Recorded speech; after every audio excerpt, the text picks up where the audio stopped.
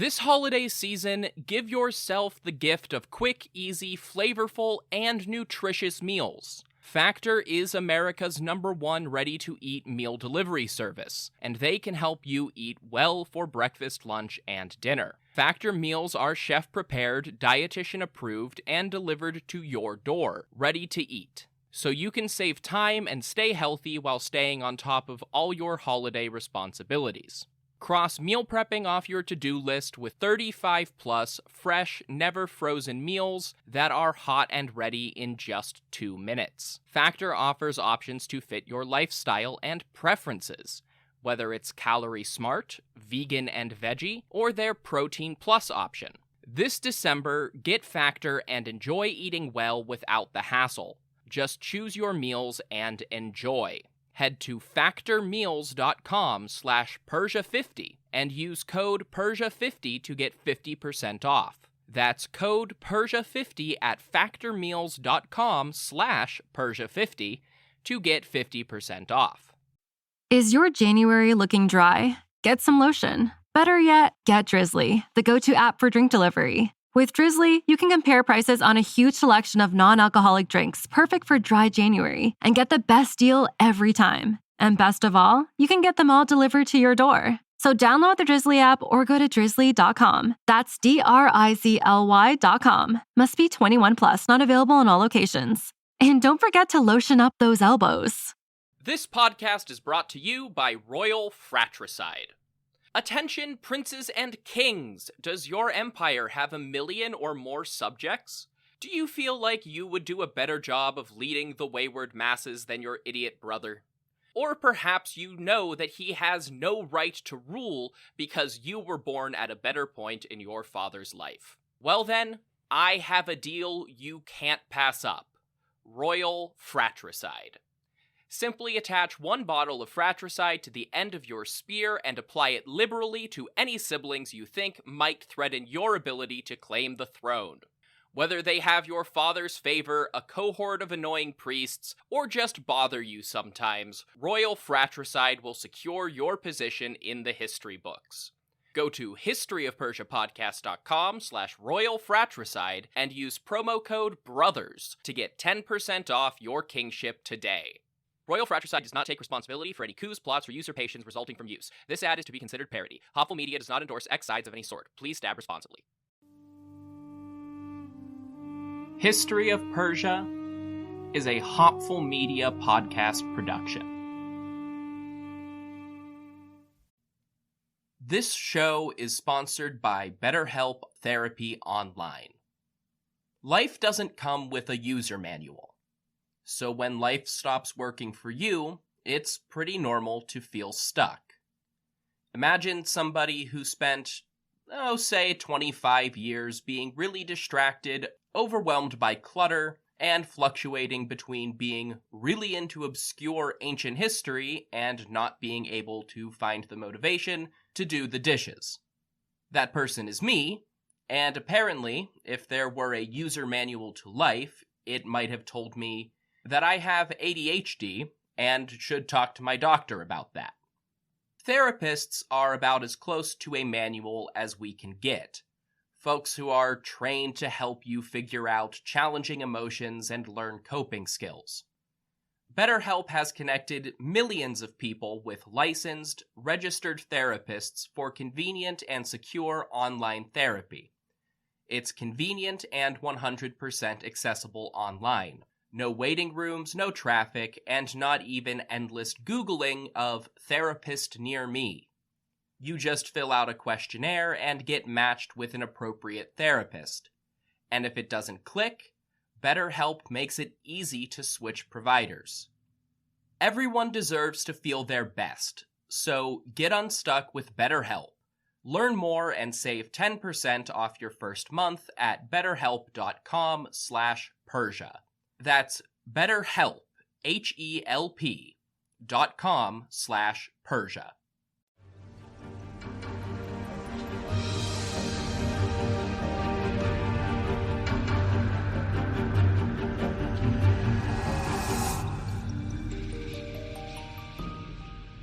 Hello everyone, welcome to a special episode of the History of Persia.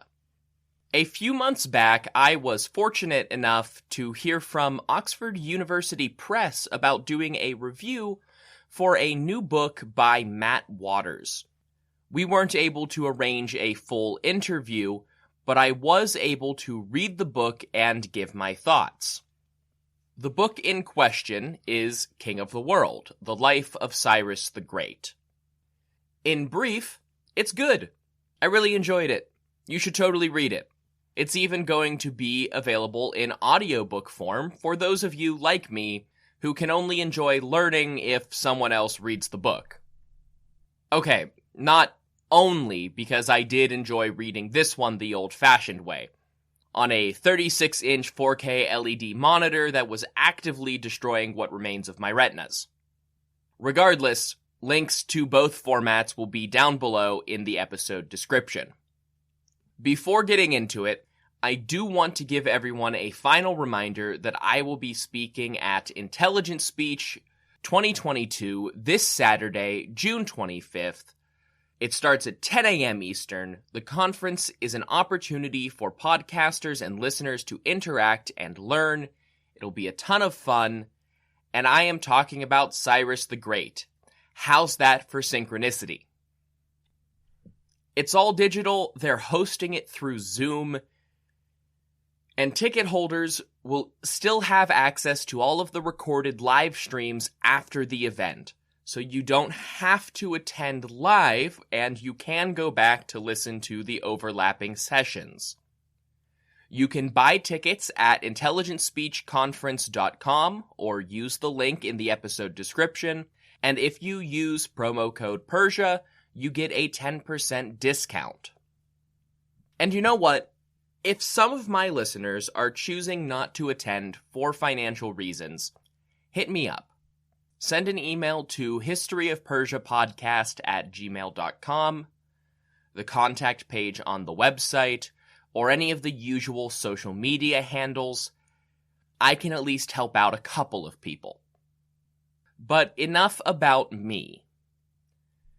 Matt Waters is a professor of classics and ancient history at the University of Wisconsin-Eau Claire, with degrees in history and ancient history from the University of Pennsylvania and Notre Dame.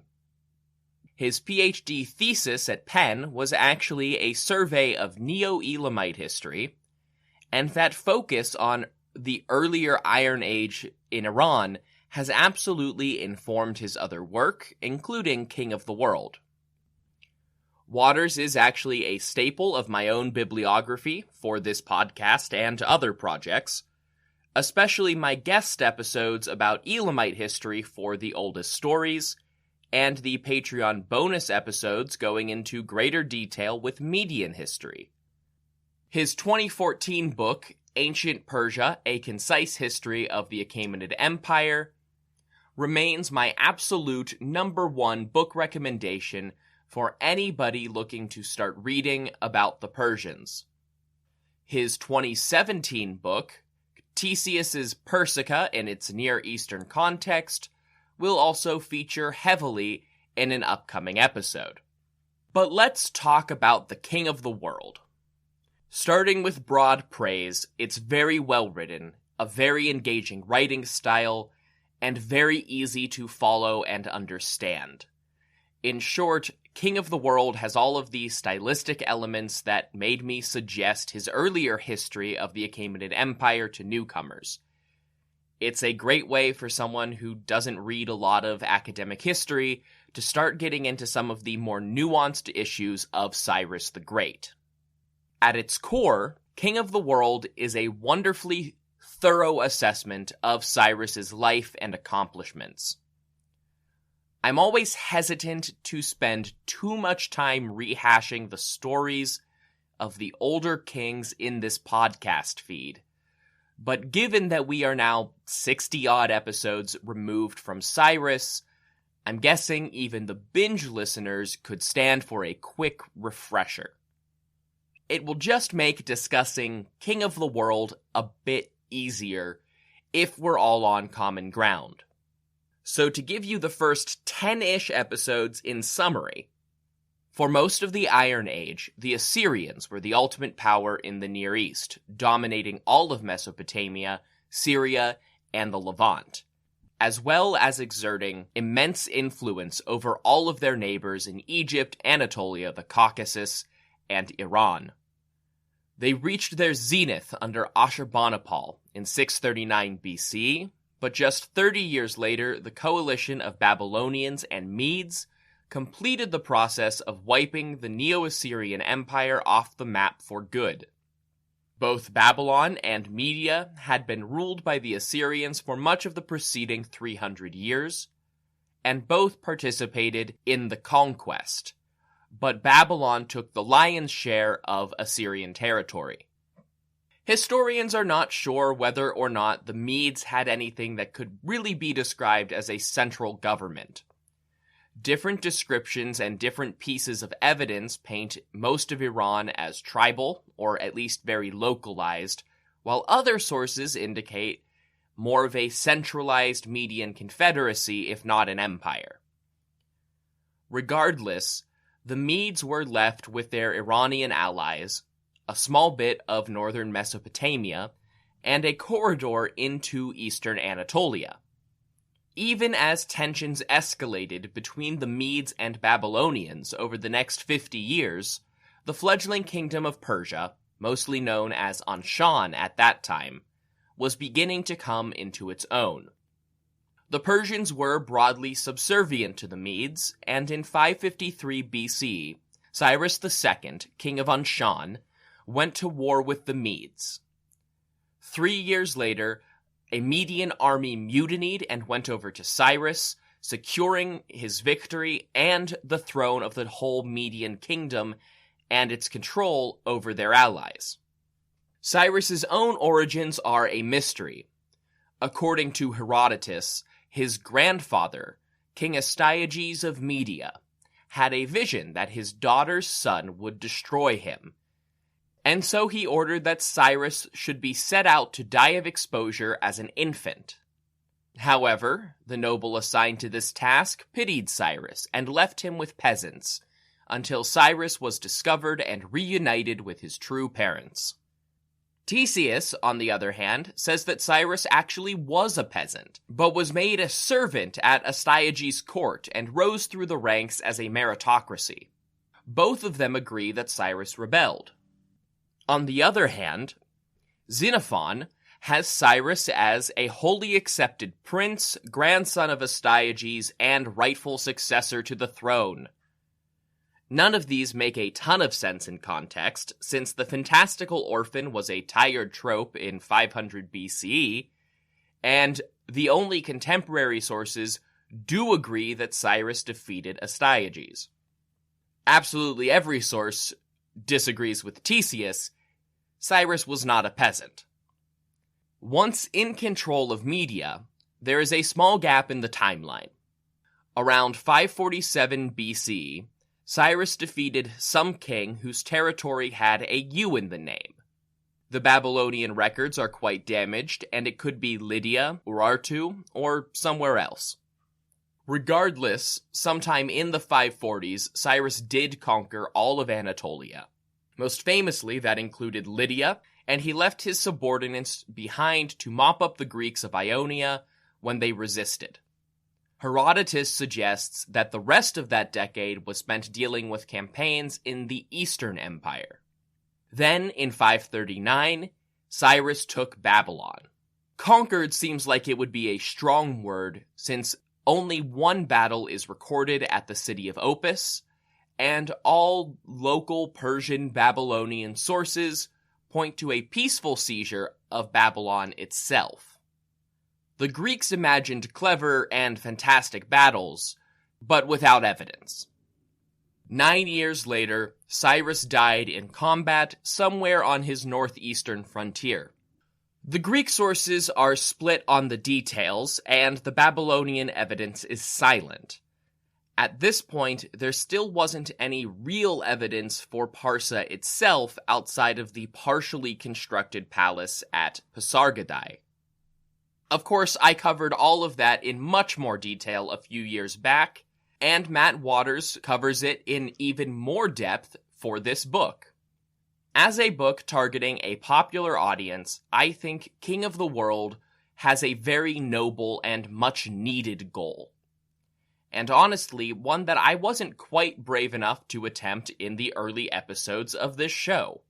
Waters does a fantastic job of trying to introduce a general audience to the way Persian history is written about and discussed in academia. In fact, general audience might not even be the right phrase. I am not entirely convinced that King of the World will have that level of broad appeal. Amateur audience might be the better way to describe it. Since the History of Persia podcast is probably a common reference for everyone listening to this, I'd say the book is much closer to where my show is now than where it was when I was actually discussing Cyrus. I did take time to stop and compare different sources early on, but not nearly as much as I do now. I have the benefit of 75 episodes and more than 3 years to build up and explain the intricate problems with Persian sources, so I wasn't dumping it on you all at once. I know that it's not the most thrilling part of the process, but it is necessary for this subject. Waters does that and takes all of the possible steps to lay the groundwork for those problems with research and sourcing in the preface and the opening chapter, titled The Kings of Anshan. That chapter doubles as the groundwork for the historical narrative, as well as telling the story of Assyria, Elam, the Indo-Iranians, Medes, Babylonians, and how all of those people tied into the early Persians. Because I am familiar with some of Waters' other work, I was expecting to see more emphasis on the Elamites than I had included in the early podcast episodes. And that does show through in King of the World. However, I do think he makes the wise choice to reference and explain the Elamites, but not dwell on them or their influence on Cyrus, since it's not nearly as well established. Instead, he focuses on the slightly more familiar and more broadly accepted relationship to the Assyrian Empire. Honestly, in terms of historical narrative, I have very little to add, critique, or say that isn't said in the book itself. It is, quite simply, a strong, informative retelling of the many stories of Cyrus the Great. It includes Greek stories, Babylonian stories, and biblical stories, and even the scant archaeological evidence. As a general research tool, Chapter 5, The Imperial Project, contains a very helpful and detailed description of Pasargadae and the ruins that have been excavated there. Hot on the heels of my episode on the greater Persepolis area, it was a good but somewhat disappointing reminder that not much has changed about how we think about Pasargadae. However, it is probably the first place outside of Livius.org that I've seen simple, audience-friendly descriptions of Cyrus's capital. The rest of that chapter deals with other aspects of Cyrus building the governing infrastructure of an empire. That also includes a very well-balanced, if somewhat empty discussion of the evidence from the Persepolis archives, where certain broad elements can reasonably be read back to Cyrus. Evidence for his family members like Atassa and Artistone, and a large collection of antique cylinder seals from Cyrus's time and earlier also provide some potential insight. But I think Waters was wise not to read too much of Darius's empire backward into Cyrus. In doing so, he also avoids what I think is one of the major pitfalls of other modern Achaemenid biographies, 2 out of 3 which are also about Cyrus, where they just become general histories of Persian society and culture because there's not enough information about most of the kings to focus on their own deeds and achievements. This book is short, but it is focused. In terms of both popular history writing and biography, this book is a bit odd, through no real fault of its own. My first thought when trying to describe this issue was that King of the World is really a source book, or at least a source commentary, in disguise. For those unfamiliar with the terminology, a source book is a collection of primary sources published together for easy reference. Larger examples like Amelie Kurt's A Corpus of Sources for the Achaemenid Period are bona fide academic reference material, while smaller ones are usually geared toward a college or high school course. I don't think Waters sat down intending to create a source book for Cyrus the Great, nor do I think that's necessarily the best way to think about the final product. However, it is definitely one aspect of it. As a consequence of how scattered and diverse the ancient sources are, large chunks of this book do read like a list of primary sources, accompanied by a summary or analysis. This is especially true of Cyrus's birth and the conquest of Babylon, where the sources are especially numerous. Happy New Year, everyone! If your New Year's resolution includes learning a new language, maybe because you want to connect with friends and family, or maybe to add a new and useful skill to your resume, then Rosetta Stone is for you. Rosetta Stone is the most trusted language learning program with more than 30 years of experience behind it.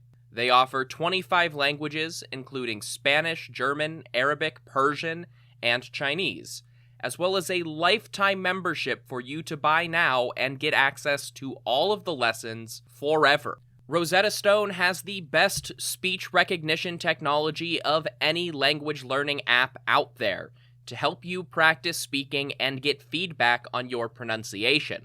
The focus of the program is on having real conversations, not just knowing a few translations. It's more effective and a more fun way to learn. So start the new year with a new skill. Don't put off learning that language. There's no better time than right now to get started. For a very limited time, History of Persia listeners can get Rosetta Stone's lifetime membership for 50% off. That's 50% off unlimited access to 25 language courses for the rest of your life. Redeem your 50% off at rosettastone.com/today.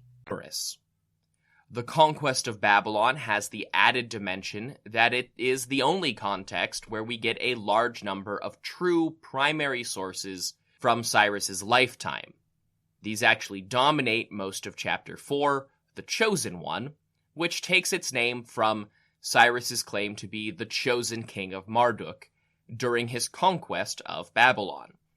Honestly, I think this is absolutely necessary to fully appreciate Cyrus the Great's role in history and the development of world philosophy and historiography. That actually leads me into the last giant strength that I want to highlight in King of the World. It trusts its reader.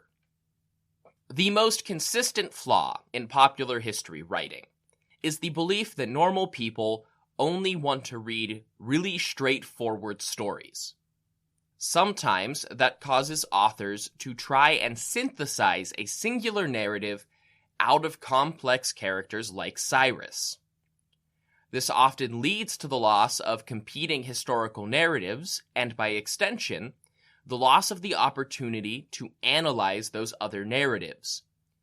In the case of Cyrus, the different legends that grew up around his past are infinitely more useful to historians trying to understand his life and his empire than actually knowing what he did before conquering the world.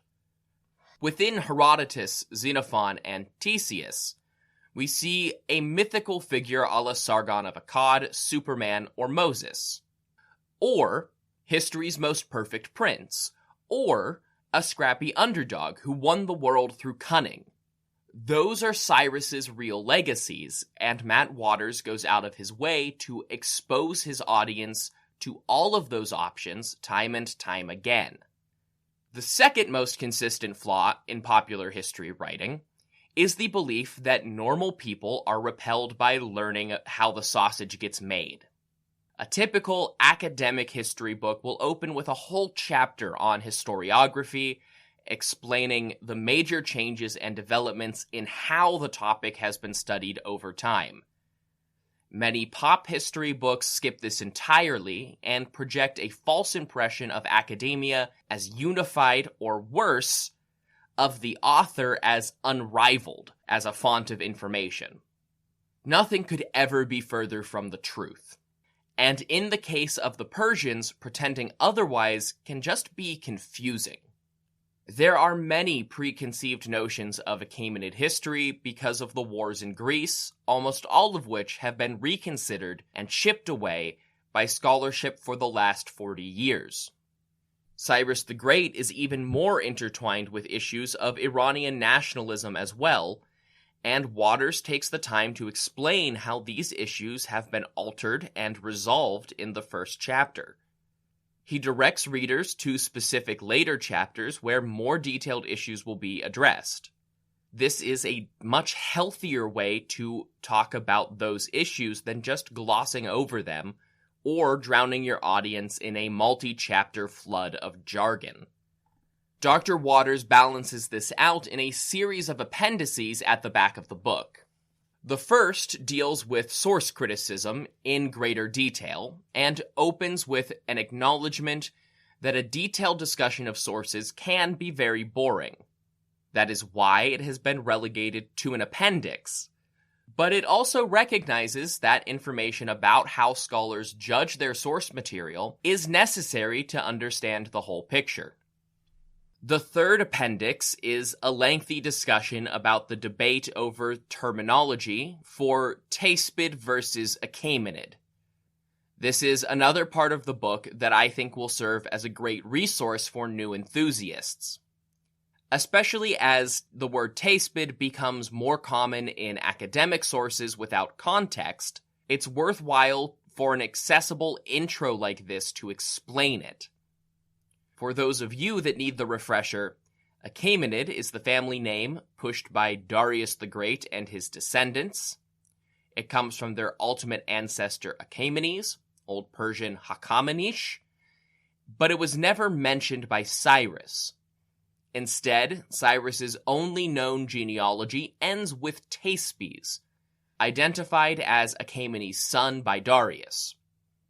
Achaemenid is still the generally accepted term for the entire span of the First Persian Empire, but as Teispid is becoming a more common term to describe Cyrus and his sons, Waters rightly finds a place to acknowledge it.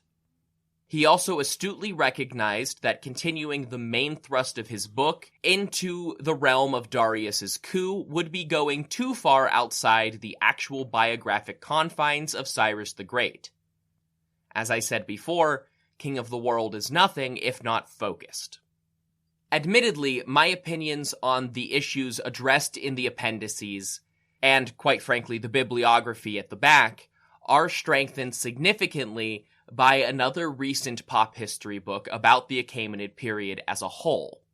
I won't name names or include a full review of that right now, purely because I don't want to tie Dr. Waters and his excellent book directly into my personal desire to eviscerate one of his colleagues' work.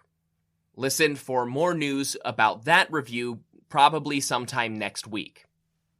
In terms of weaknesses, King of the World doesn't have too many that stand out, unless you disagree with all of the stuff I just said about trusting its audience with academic technical detail. Most of the issues I could point out all stem from the same root cause. Cyrus the Great is, quite simply, an awful topic for a biography. Most of the reason he's so interesting is because we just know so little about him. It's the opposite of Alexander, where he's so fascinating because we know how to dissect almost every detail of his life, and the blank spots become maddening.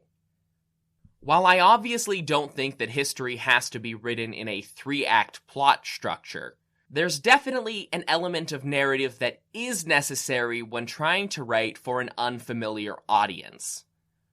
Regardless of whether amateur enthusiasts or the broader general public are the target here, there's not a ton of story to latch onto because it's constantly being interrupted and reset to analyze the next conflicting source. Like I said, I think this is one of the book's intellectual strengths, but it is probably the greatest obstacle to readability. That's not Waters' fault for the most part, aside from the initial decision to write about Cyrus alone. As I said, he did a good job with what he had, and will expose newcomers to important parts of Achaemenid studies.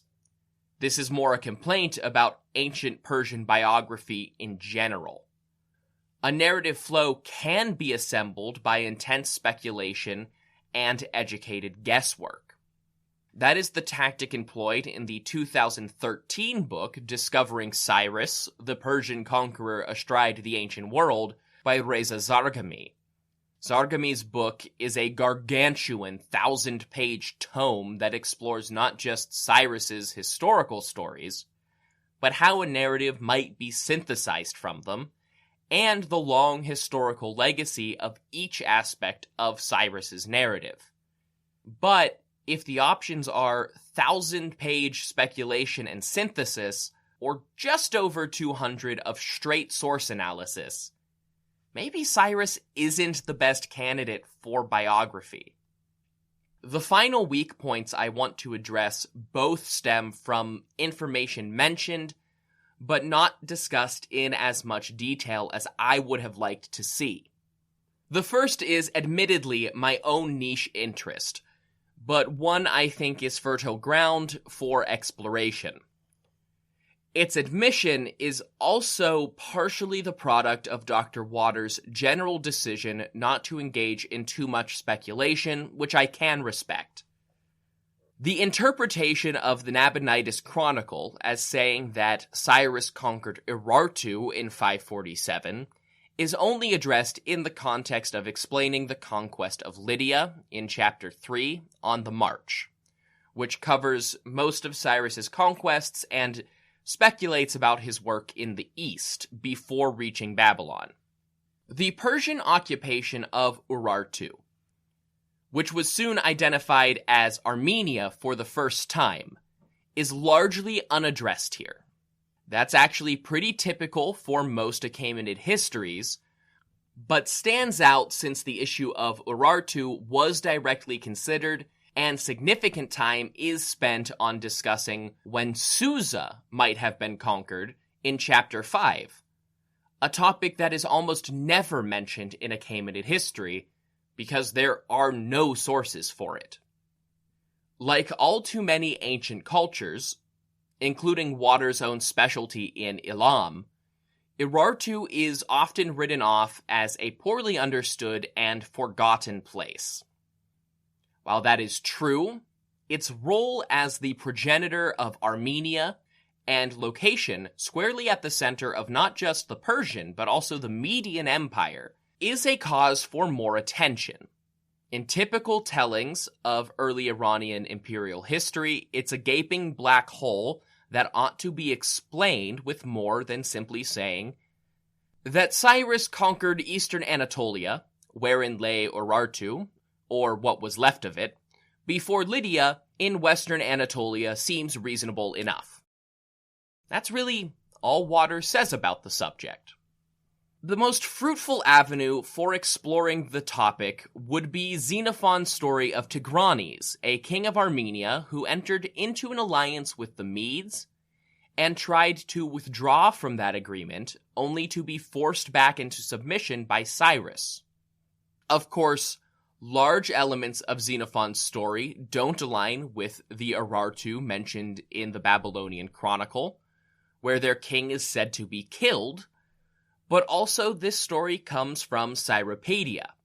I'll be the first to say that Cyropedia is historical fiction and utterly unreliable as a source for the life of Cyrus the Great, as a whole. However, as Xenophon was writing with significantly better access to Achaemenid primary sources than we are, any totally unique narratives like this are at least worth questioning. Even for my extremely critical taste, Cyropedia does not feature enough in King of the World. The final thing I want to note is Chapter 6, Legacies. It's the final chapter, and actually where Cyrus's death is covered. In my opinion, it is one of the stranger sections.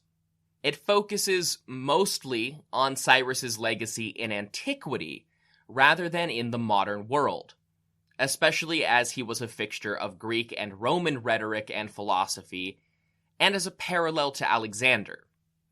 These are important details to be sure, but they feel unbalanced with the relatively minimalist coverage of Cyrus's modern legacy.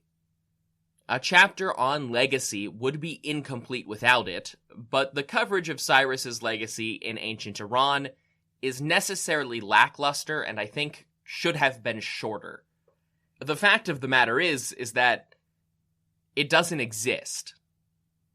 All indications from the first flowering of Persian literature in the late Sassanid period show that Cyrus and his dynasty were all but forgotten. Their monuments and place in history were attributed to mythical and legendary figures from the Avesta, who, if they ever existed, predated Cyrus by centuries and were probably legends in his time. To any observer, this stands in obvious contrast to Cyrus's monumental place in modern Iran, where after a brief hiatus following the Islamic Revolution, he has returned to his position as an icon of Iranian nationalism. Despite this, very little is said about subjects like the 2016 Cyrus the Great Day uprising, the ongoing tension over Cyrus's tomb in Iran, or really even the 1971 celebration of Cyrus's legacy. Instead, after doing the right thing and plainly dismissing the doctrine of human rights imposed over the Cyrus cylinder by Mohammad Reza Shah, Waters spends several pages explaining what human rights could possibly have meant in antiquity, and why that doesn't align with modern sensibilities. While interesting, I'm not sure that it was necessary when compared to actual elements of legacy. No attention is given to Cyrus's biblical legacy at all here, despite the recent flourishing of references to Cyrus made by Benjamin Netanyahu and other Zionist leaders in Israel. It's a shame because I think those references necessarily invoke some of what is going on in Iran right now as well, because they do paint a bizarre mirror image next to Iran's love of the same figure as the two countries shake their fists at each other. The lack of modern legacy in the chapter entitled Legacies does stand out as Cyrus becomes ever more prominent.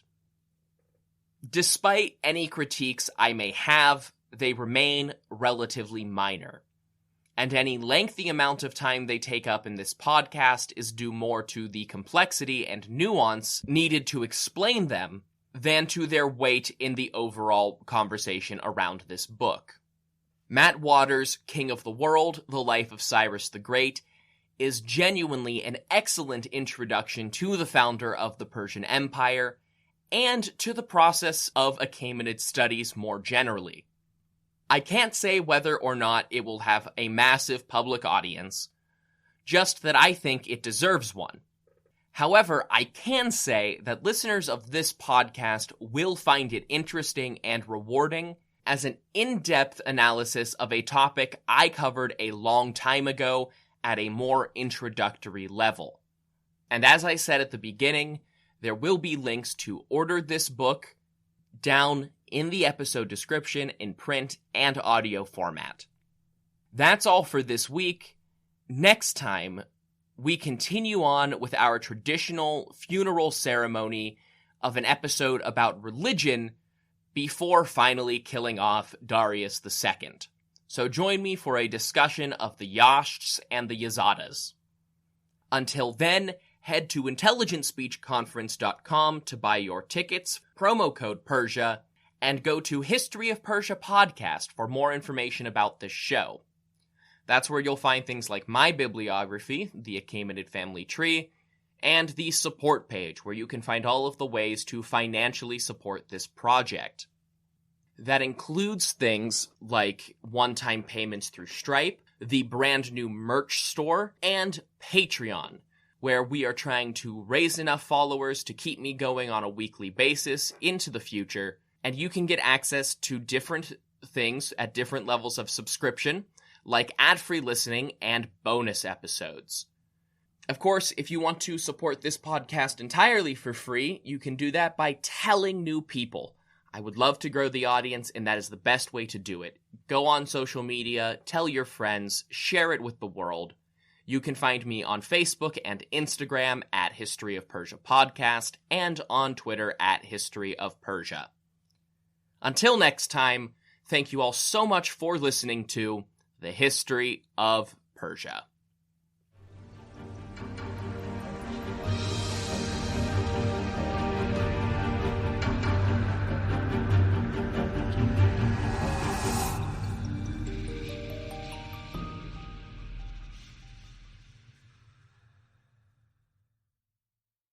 This podcast is brought to you by Royal Fratricide. Attention, princes and kings! Does your empire have 1 million or more subjects? Do you feel like you would do a better job of leading the wayward masses than your idiot brother? Or perhaps you know that he has no right to rule because you were born at a better point in your father's life. Well then, I have a deal you can't pass up. Royal Fratricide. Simply attach 1 bottle of fratricide to the end of your spear and apply it liberally to any siblings you think might threaten your ability to claim the throne. Whether they have your father's favor, a cohort of annoying priests, or just bother you sometimes, Royal Fratricide will secure your position in the history books. Go to historyofpersiapodcast.com/Royal Fratricide and use promo code BROTHERS to get 10% off your kingship today. Royal Fratricide does not take responsibility for any coups, plots, or usurpations resulting from use. This ad is to be considered parody. Hopeful Media does not endorse X sides of any sort. Please stab responsibly. This podcast is brought to you by Royal Fratricide. Attention, princes and kings! Does your empire have 1 million or more subjects? Do you feel like you would do a better job of leading the wayward masses than your idiot brother? Or perhaps you know that he has no right to rule because you were born at a better point in your father's life. Well then, I have a deal you can't pass up. Royal Fratricide. Simply attach 1 bottle of fratricide to the end of your spear and apply it liberally to any siblings you think might threaten your ability to claim the throne. Whether they have your father's favor, a cohort of annoying priests, or just bother you sometimes, Royal Fratricide will secure your position in the history books. Go to historyofpersiapodcast.com/Royal Fratricide and use promo code BROTHERS to get 10% off your kingship today. Royal Fratricide does not take responsibility for any coups, plots, or usurpations resulting from use. This ad is to be considered parody. Hopeful Media does not endorse X sides of any sort. Please stab responsibly.